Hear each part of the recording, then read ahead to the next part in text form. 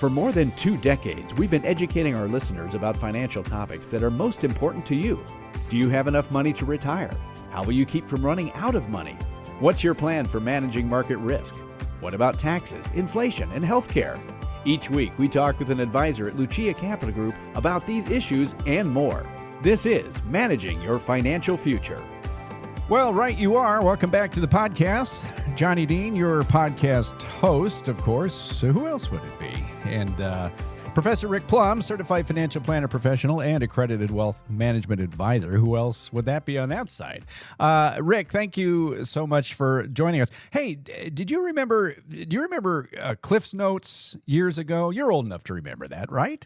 I've heard of them. I never had the opportunity to actually use them. You didn't? Oh, man. You know, it's these notes. This was back when I was in high school. I guess they still have them.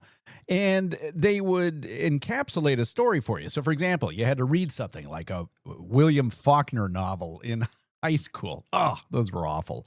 What you did was you go down to the bookstore, you buy Cliff's Notes, and you could get a summary of the whole thing. You didn't have to read it.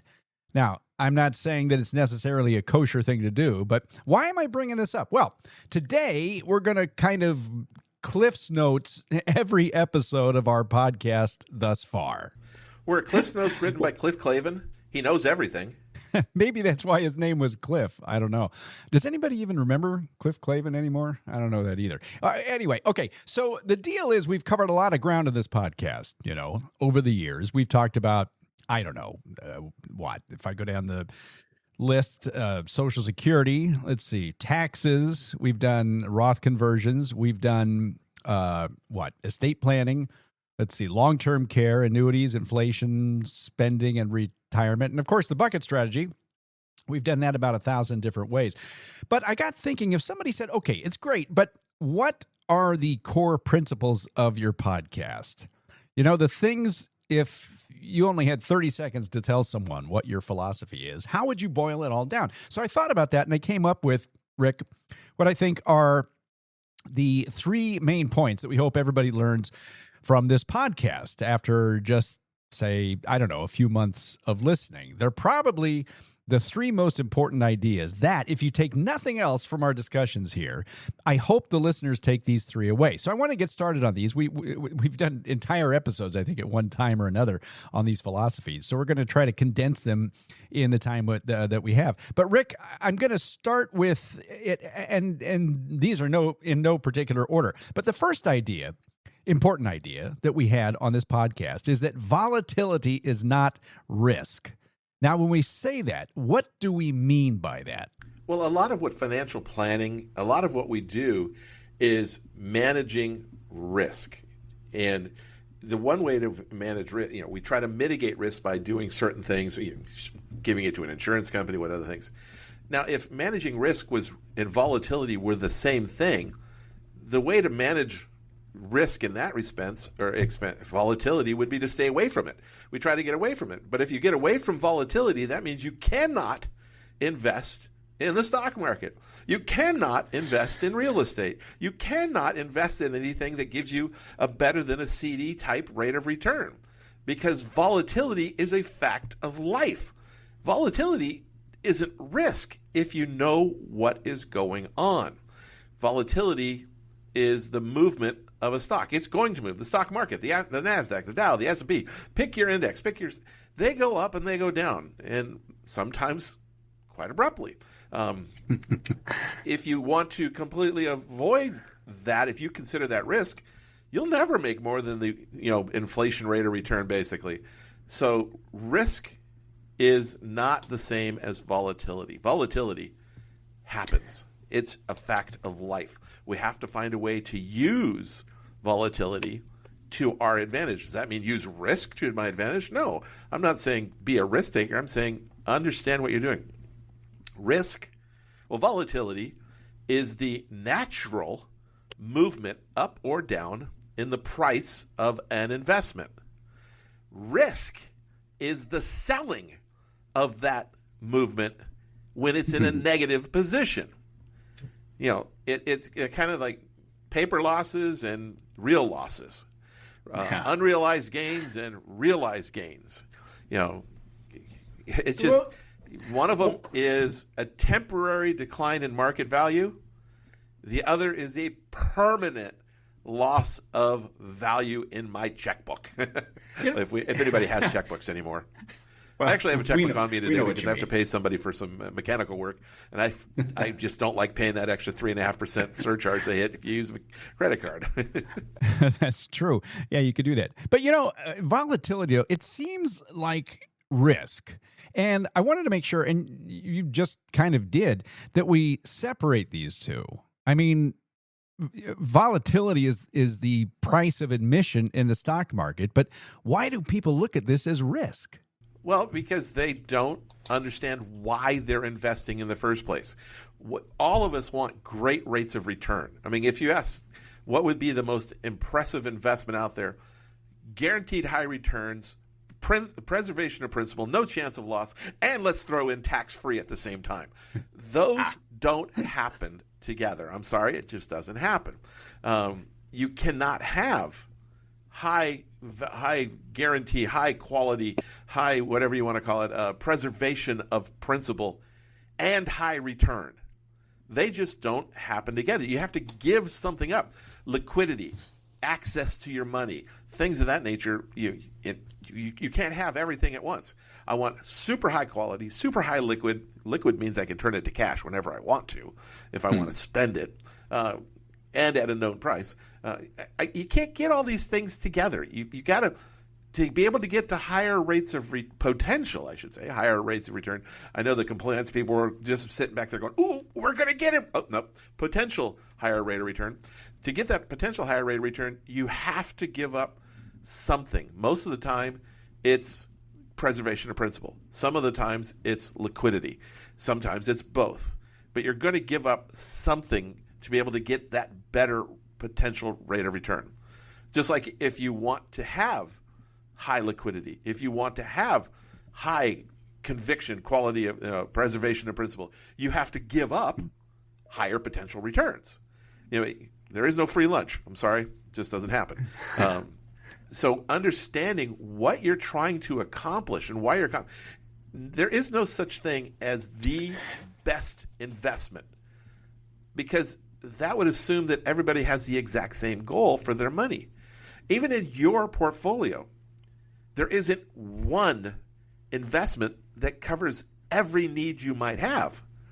You have multiple needs. You may not even know this, but you have to identify what you are trying to achieve with the money that you're investing.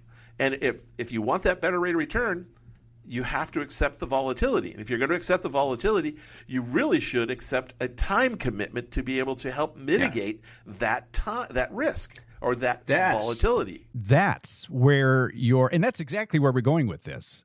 If I throw a bunch of money into the stock market and it drops precipitously and stays down for a few years, I mean, I don't like to see it, but is that risk? Did I take a bunch of risk by doing that? Well, I think what you're saying, Rick, is that I need to say, well, when do I need this money? Do I need this money in the next year or 2 or 5? And when you start that initial investments, when you should be asking, when do I need this money?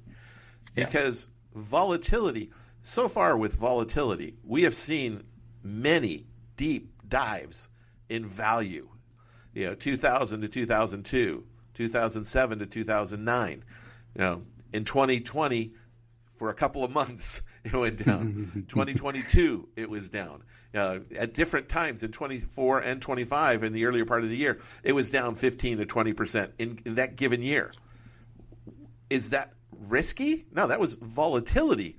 Unless you had to, because you either needed to cash out because you had a bill to pay, or your emotional psyche couldn't handle you sticking around, and you had to sell. When you take volatility and you turn it into a must-sell issue, now you've introduced risk. So you're saying volatility becomes risk when you're forced to sell. The danger is not that stocks go down. The danger, I guess, is needing the cash flow from these stocks while they're down, and you're turning a temporary decline into a permanent loss. Needing that principal while it's down is risk. And that's why you have to identify what you're doing with this investment. and you say, well, I am going to use this money in the next year to buy a house, and I'm going to put it all in the NASDAQ. Okay, you are now changing volatility into you're accepting some risk. Yes, the volatility could reward you, but it could also hurt you tremendously. On the other hand, if you're a 30-year-old and say, I'm putting this money away for my retirement at 60, volatility doesn't matter to you. Return matters, and with 30 years plus, the volatility just isn't an issue. The risk is not an issue. I try to picture if you zoom in on the stock market graph, let's say the S&P 500 graph. If you zoom into a month or 2 months and you look at that graph, it's an EKG oftentimes, up, down, up, down. But if you zoom out and you pull out and look at, say, a 20-year period of time, that line becomes much smoother. And generally, at least historically, it's gone to the, what is it? Up and to the right. It looks a lot smoother. And I think that's a good way to look at this.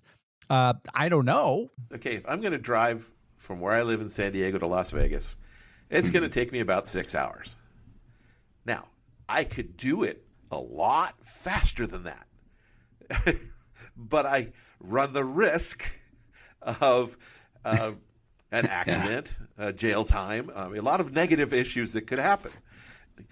To get there in 6 hours, you got to do about 60 miles an hour, give or take, which is fairly reasonable. That's not even volatility. That's a nice level playing field, going the same speed the whole time. But what if I get caught behind traffic and there's an accident or something, and I get stuck on the freeway for 4 hours? But I still want to make it in 6 hours. That means the last 2 hours I got to make up time. I'm going to now try to introduce risk. And people do this. They'll get out of the market and play safe for a while and then realize, I need to play catch up. And now they're introducing risk again into something that shouldn't have had risk in the first place. If they would have just looked at the overall and said, I can do this with the right type of strategy. So this is why we say volatility is not risk. And we could spend a lot of time on this. But since you brought that up, Rick, now here is the second part of this and the number 2 idea that I want to make sure people get from either our podcasts or discussion or whatever, the things that we talk about. Number 2 here is that every single dollar you own and save and invest in whatever way you do must have a purpose. Every dollar is assigned a value. Talk about that if you would. Well, and that's what I mentioned a little earlier. You have different goals for the money you have in your portfolio. Some goal, if you're a retiree or getting close to being retired, some of the money you're going to spend next year, the year after that, in the not too distant future.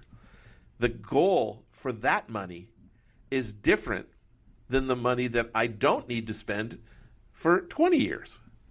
I'm looking at what is this dollar's purpose? What am I trying to achieve? And then backfilling that set of parameters for what that goal is with the appropriate investment. There is no one investment that cures all ills.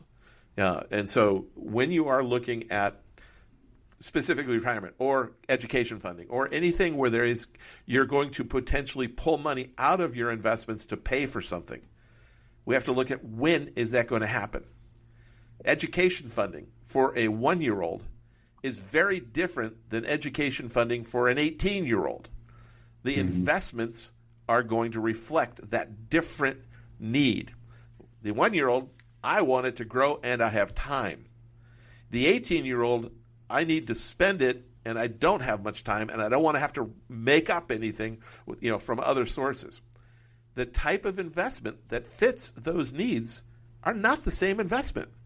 So by identifying what the purpose is, you will create an ideal set of markers for what type of investment you should be using. I need to spend money next year. Is return the primary focus on that? No, it's the money I want. If I need $1 to pay the bill, I need $1. I don't need 90 cents. I don't need 80 cents or some lesser number. I need $1. Now, primary focus there is preservation of principal, and I need access to that money. I can't tie it up with substantial penalties for early withdrawal or inability to get to it or some other reason that makes it difficult to turn it into cash that I can put in my pocket.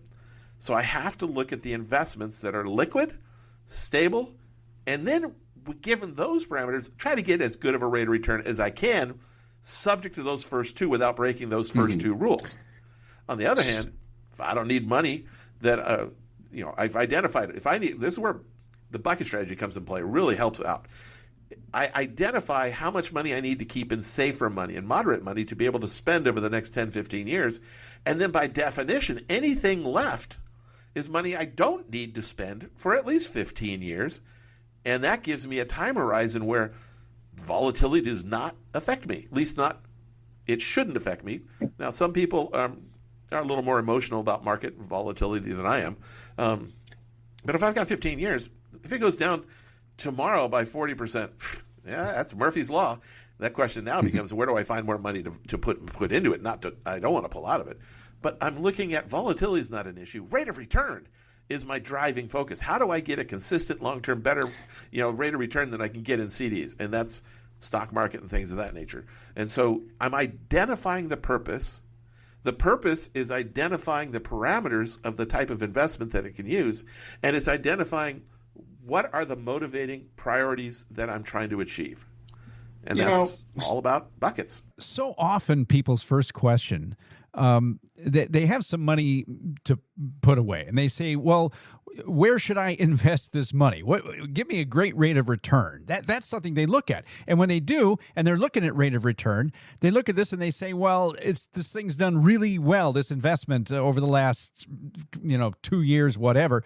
I've got 40% of it. I saw it did 20%. Whatever it is, it doesn't matter. But I think what they're doing is they're asking the wrong question. The first question, or at least the first thing they need to answer is, when do I need the money?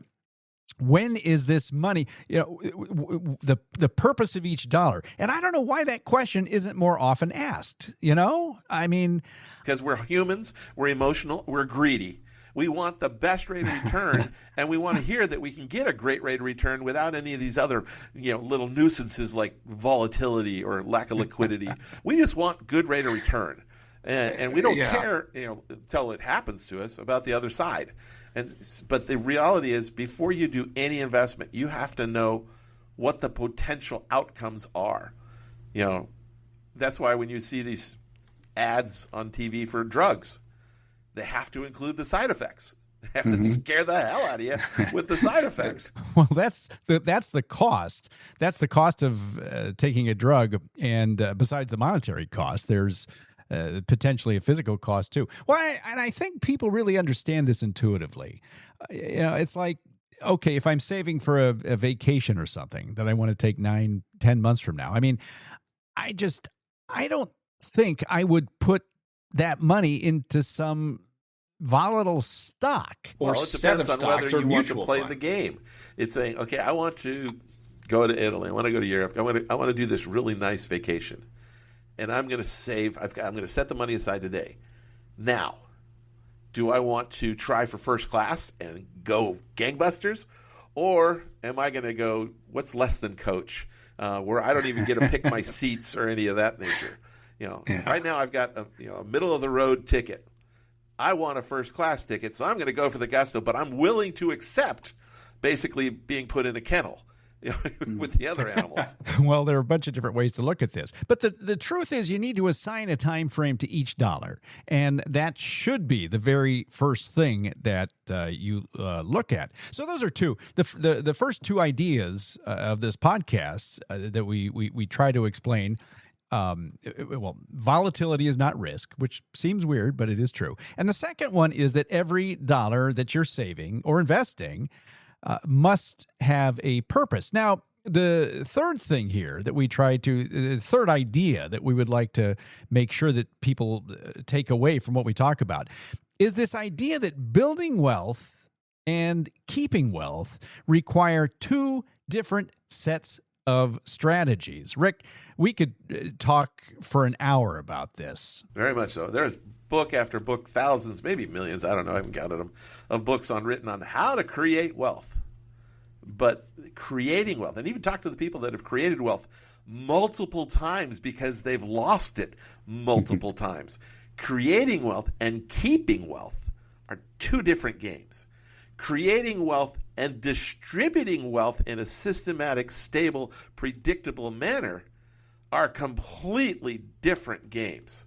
Creating wealth is discipline, saving over and over, systematic, using volatility to my advantage, going for that better rate of return, using time to my advantage. On the other side, distribution is managing volatility, only using it where it's appropriate, staying away from it where it's not appropriate. Time is not my friend. So the rules change, the strategy has to change. The rules are different. Why do you think the same strategy would work if the rules have completely changed?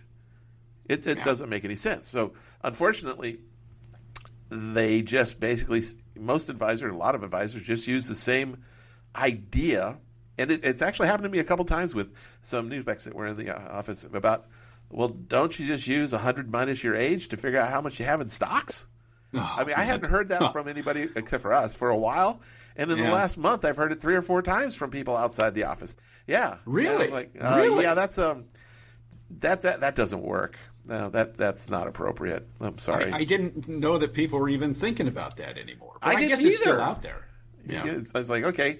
And one of the reasons it's wrong is that assumes that everybody who is a certain age has the exact same need, the exact same goals, the exact same risk temperament, the risk tolerance, the exact access, the same education, same sophistication as everybody else that exact same age. Mm-hmm. But everybody is different.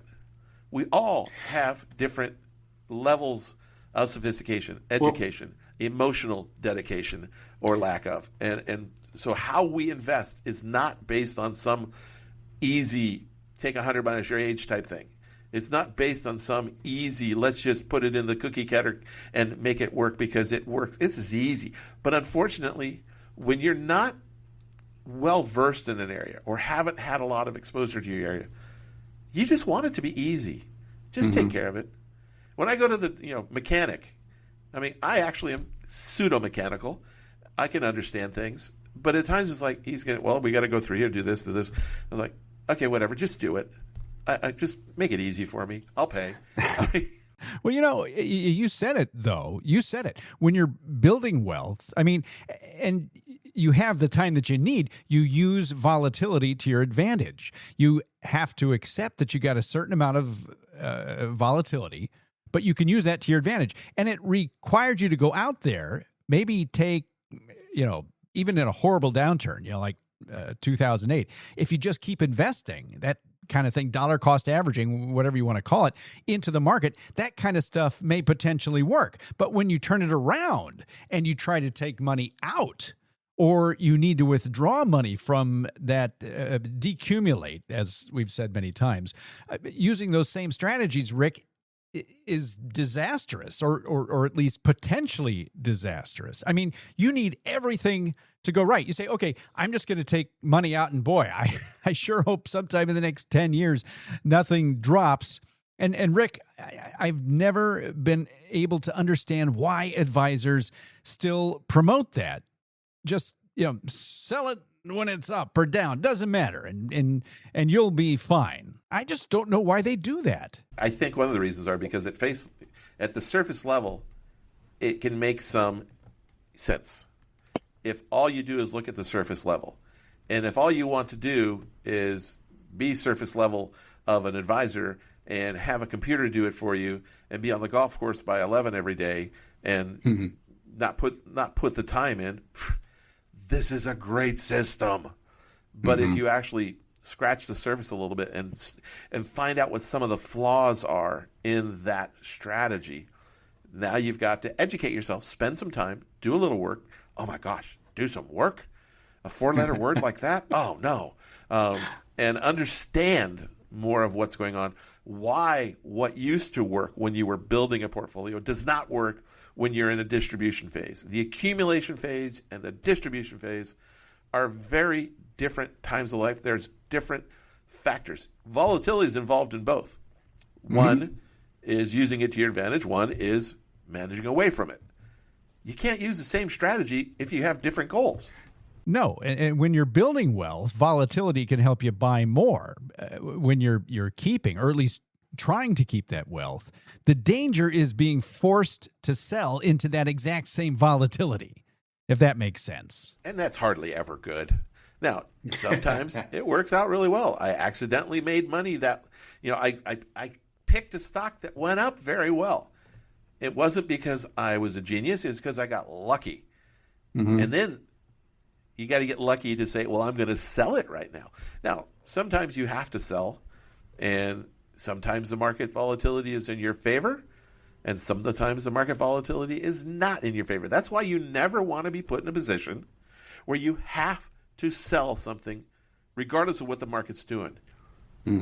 Setting yourself up with the appropriate strategy allows you to be opportunistic and sell when the market's better than expected, and not have to sell when the market is down. And the idea, when you talked earlier about being down 40%, when it's down 40% and the average investor is running for the cash accounts, they're selling things in droves, that's a buying freaking opportunity. I'll borrow money if that's the case, if it's down 40%. That's a signal to buy, not to sell. It's backwards from what the average person does. But it's the right way to deal with the volatility that's in the market. Yes, I buy in when it's 40% down, and me being Murphy's Law incarnate, it'll go down another 20% from there. But man, it's so much closer to the bottom when it's down 40% than the top, and I have the top, the recovery to be able to take advantage of. It's like back in 2008, 2009. One of the guys I work with here, an advisor, changed his 401k January of 2009. Now, he was able to do this because his wife worked too, but he put 100% of his paycheck into the 401k. He wanted to max out that 401k as much as possible, as soon as possible. We didn't hit the bottom. And so in January, a big chunk went in because he made decent money. And then we looked at February. Oh, that didn't work out, did it? Went down another 10%. February, March, it's still going. March 20th or whatever it was. Now we hit the bottom. But everybody's screaming, get out, get out, get out. And he's just pushing as much money into his 401k as he can afford, as the IRS will allow. It did not look very pretty for a couple of months. He was going down. He was going backwards for a couple of months. But he was so much closer to the bottom at that point than the top. March was the bottom of the market, and it started recovering. He said, I know that I'm closer to the bottom. I know that I can afford to do this. And I am not going to need this money this year, next year, the following year. I'm in my 40s. I've got plenty of time for it to recover. I'm trying to find this buying opportunity. Yeah, and that's how these three things that we talked about today are all intertwined in some way. You mentioned the person said, I don't need this money. Well, there is assigning a value, a job for that dollar. That dollar's job is to sit there for the next 10, 15, 20 years, whatever it is. So the volatility really didn't matter that much to them, if at all, other than you not like seeing it go down. But that's just, as we said, the cost of admission. Well, he was a sophisticated. He liked seeing it go down because he had another contribution going in next week. It was like, I get to buy again, even lower. Well, that's somebody who's fortunate, and that's a good thing. Well, that's somebody who is sophisticated and understands that markets do not stay down forever. And the reality is, if somebody said, well, what if the market goes to zero? Well, guess what? If the NASDAQ, the S&P, and the Dow all go to zero, money doesn't mean anything anyway. It didn't matter. Well, if that's the case, then, aliens are probably coming from space and zapping us away. I just don't, that's not a realistic scenario. So really, I guess to sum this up, what we've been talking about today, if you've listened to this podcast for any length of time, and I know some people, Rick, have been listening for 25 years, going back to the radio show and then the TV show and now the podcast. These are really three of the ideas that we ultimately keep coming back to again and again. Volatility, not the same thing as risk. That's one. Another one, every dollar in your plan needs to have a job, a time horizon assigned to it. And the third one, the strategy that helped you build your wealth may not be, well, it shouldn't be the same strategy. You need to keep it to protect it and turn it into cash flow. I mean, you can try, you might get lucky, but that's risk. You are creating risk, and most people just don't want to do that. They prefer to sleep well at night. And that's really the heart, Rick, of retirement planning. People think it's picking investments, give me the biggest rate of return, but really retirement planning, financial planning, the stuff that you do, understanding what your money is supposed to do, when you're going to need it, and how to avoid turning temporary market moves. You said this really well, Rick, turning temporary market moves into permanent financial problems. I think either way, you need to talk to a financial advisor. And if you'd like to talk through this on a retirement income plan, if you want to strategize, reach out to the advisors at Lucia Capital Group, and their phone number, 800-644-1150, 800-644-1150. You can get in touch with any of them there. You can even talk to Professor Rick Plum, I'd say, if you happen to get lucky enough. You can also visit online at luciacap.com, luciacap.com. We got a lot of resources up there at that website. You can take a look at our downloadable guides. I've said many times, you got the Bucket Strategy Guide, retirement income, rollovers, Social Security, a bunch of stuff. Estate planning, I think, is one of them. Anyway, check those out, read them, and that'll also give you a good idea of what it is that we talk about on this podcast. If you're new to this podcast, these are the ideas that we're going to be putting forth, and I think it's a good thing to learn. Don't forget, subscribe to this particular show. What's it called? Managing Your Financial Future, because that's what we do. You can find us on Apple Podcasts or Spotify. Make sure that you listen to every single episode. And hey, this is great. You can learn stuff too. That's certainly one of our goals. Okay, we are out of time. That's it. I appreciate you being here. For Professor Rick Plum, certified financial planner professional and accredited wealth management advisor. Of course, I am your podcast host, Johnny Dean. Thanks so much for listening. We will talk with you all again next week. The information provided should not be considered specific tax, legal, or investment advice and is not specific to any individual's personal circumstances. Each taxpayer should seek independent advice from a tax professional based on his or her individual circumstances. These materials are provided for general information and educational purposes based upon publicly available information from sources believed to be reliable. The information in these materials may change at any time and without notice, and its accuracy cannot be guaranteed. There is no guarantee that any investment strategy will meet its stated objective. All investments involve risk, including potential loss of principal. All performance referenced is historical and is no guarantee of future results. This material should not be considered a solicitation of an offer to sell / buy any specific security or offering. Investors should consult a financial professional to determine whether risks associated with an investment in the shares are compatible with their investment objectives. The information provided is based on current laws, which are subject to change at any time. Lucia Capital Group is not affiliated with or endorsed by the Social Security Administration or any government agency. Social Security rules can be complex. For more information about Social Security benefits, visit the SSA website at ssa.gov or call 800-772-1213 to speak with an SSA representative. Traditional IRA account owners have considerations to make before performing a Roth IRA conversion. These primarily include income tax consequences on the converted amount in the year of conversion, withdrawal limitations from a Roth IRA, and income limitations for future contributions to a Roth IRA. In addition, if you are required to take a required minimum distribution, RMD, in the year you convert, you must do so before converting to a Roth IRA. A Roth IRA offers tax deferral on any earnings in the account.